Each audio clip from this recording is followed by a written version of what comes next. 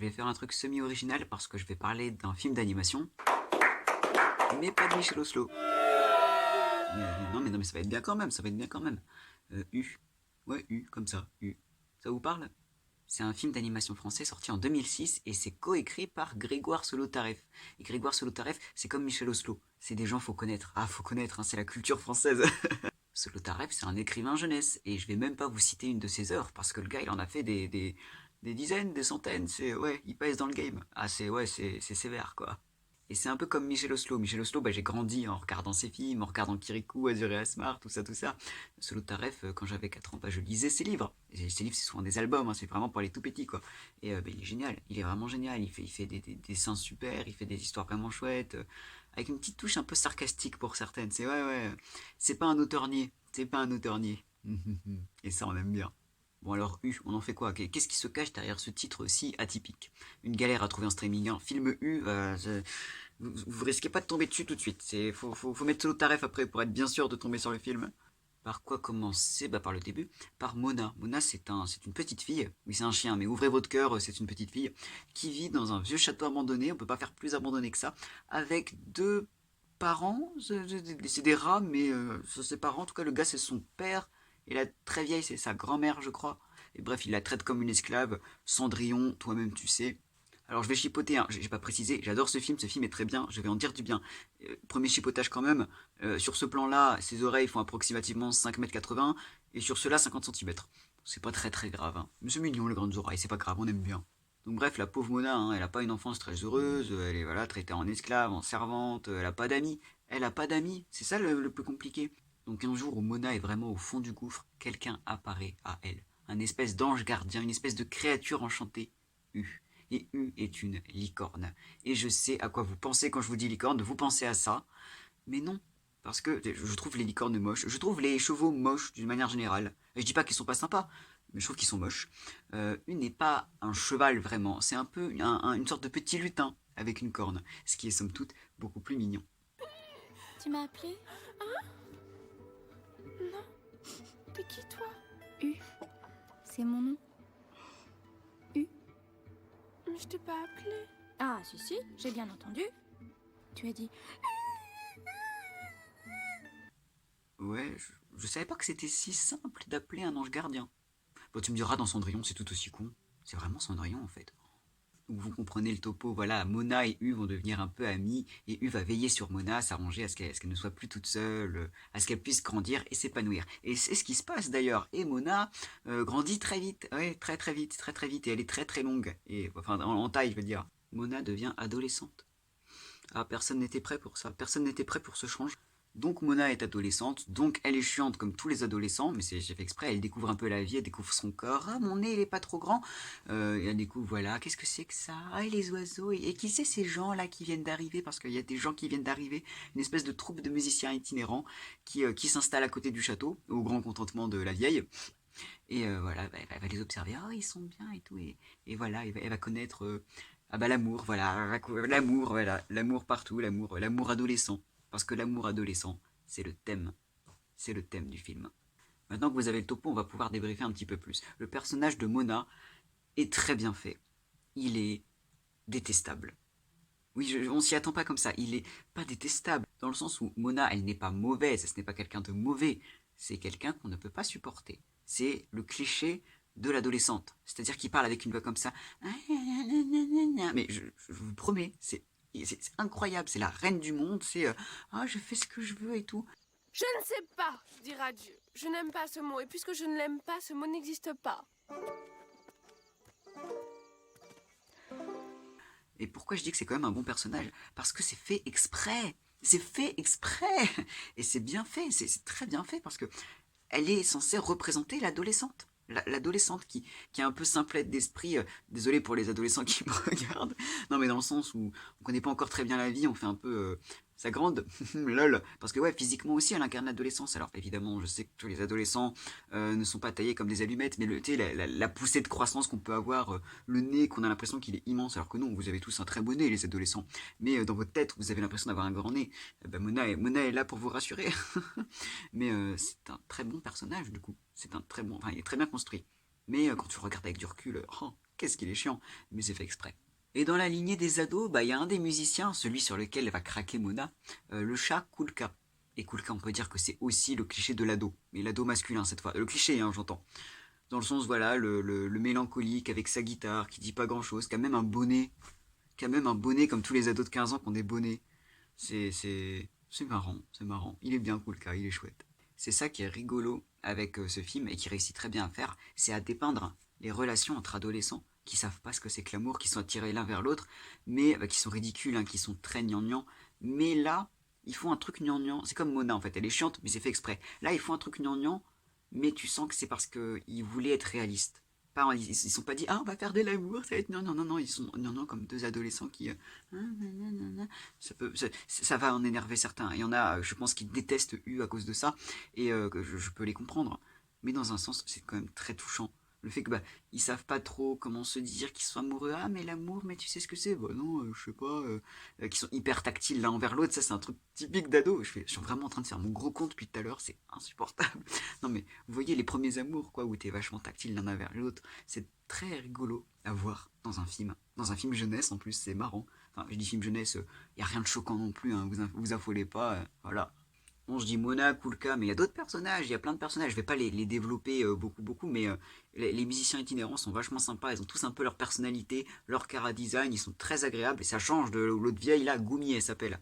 Gumi typiquement, parce qu'elle est odieuse, elle est horrible, elle veut personne, elle aime pas les étrangers.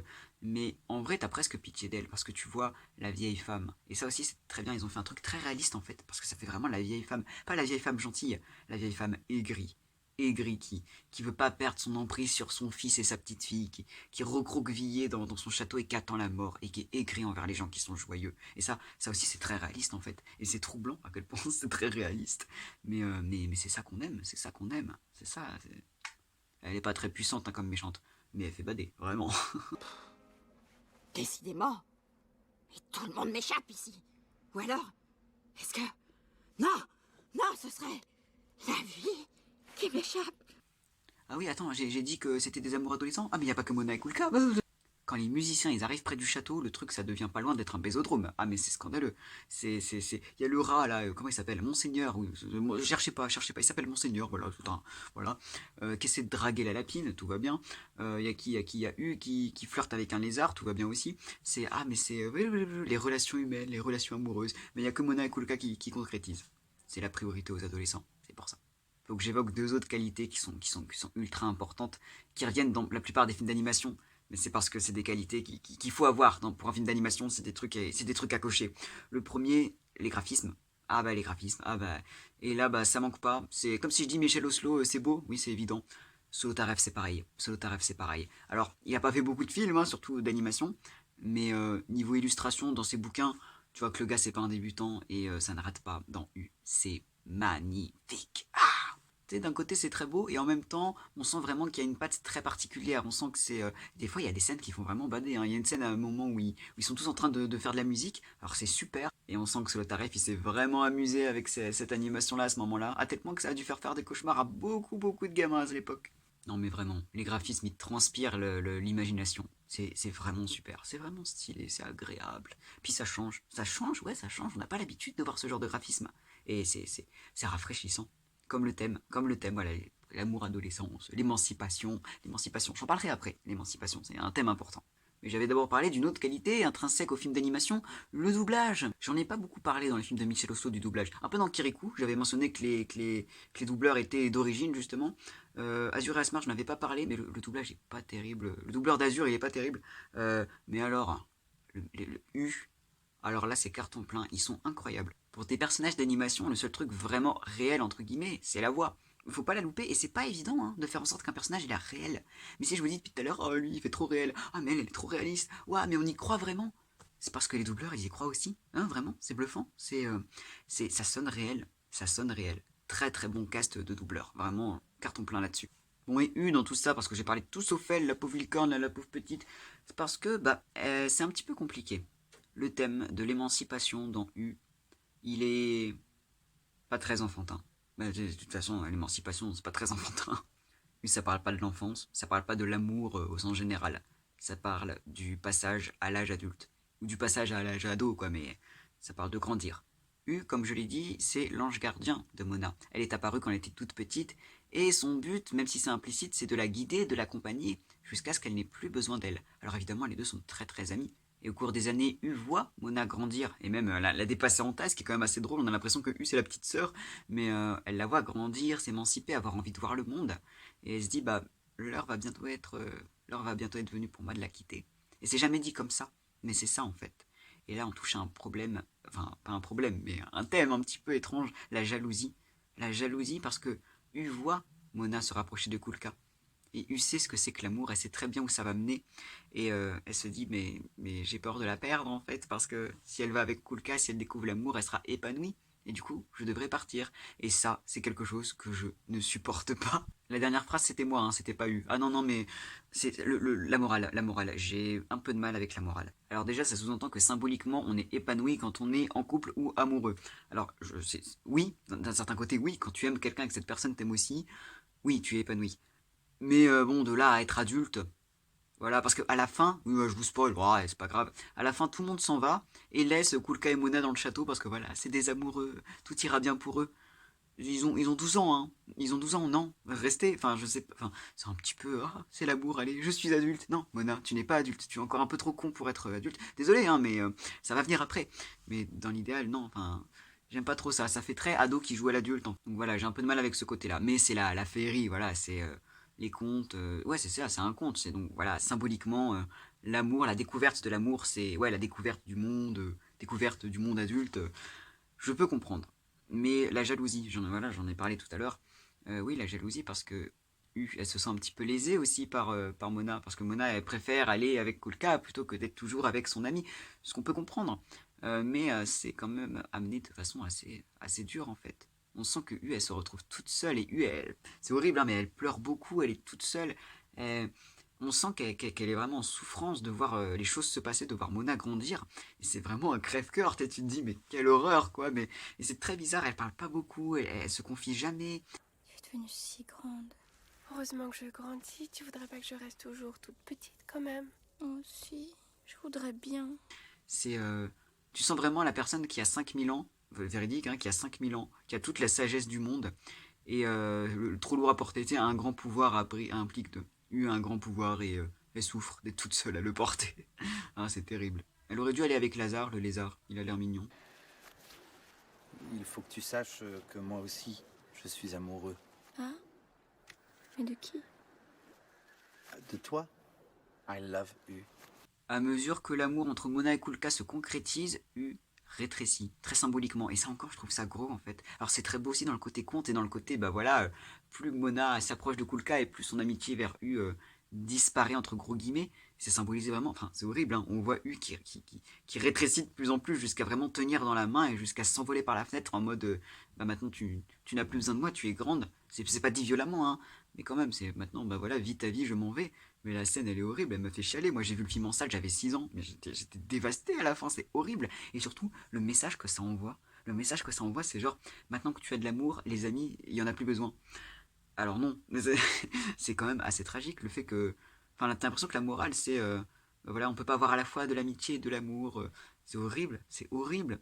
Mais encore une fois, c'est vrai que c'est révélateur des premiers couples. Et là, je parle pas forcément des ados. La première fois que t'es en couple, ou la première fois que. Voilà, ou plein de trucs, t'as tendance à oublier un peu le reste du monde qui t'entoure. Et ouais, tu te concentres tellement sur ton amoureux ou ton amoureuse que tes amis, t'as tendance à un peu les oublier. Mais c'est dommage que le film, du coup, il valide ce truc nul, parce que c'est pas vrai. Enfin, je suis peut-être un bisounours, hein. Je sais qu'il y en a qui se sentent un peu seuls et tout, mais la majorité de mes amis sont en couple et j'ai pas l'impression d'être lésé pour autant. J'ai pas l'impression d'être mis de côté ou quoi. Enfin, je suis toujours très ami avec mes amis. Enfin, ça n'empêche pas. Mais donc c'est un peu violent, quoi. C'est vachement violent. Le truc est bien. Donc voilà, passage à l'âge adulte, on quitte l'enfance, c'est très bien. Mais quand même, hein, c'est la pauvre U, quoi. Tu te dis, mais non, reste, je t'aime, U. Donc voilà, voilà, c'était U.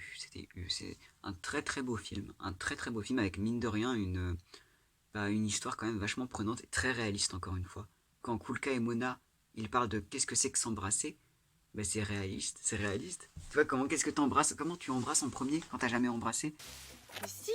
En quoi? Mais quoi? Ben quoi? Je te demande ce que tu fais là. La tête de travers, pliée en deux. Je t'embrasse. Enfin, je t'embrasse, votre Altesse. Mais pourquoi tu penches la tête? C'est à cause de ton nez. Il est tellement... Quoi, mon nez?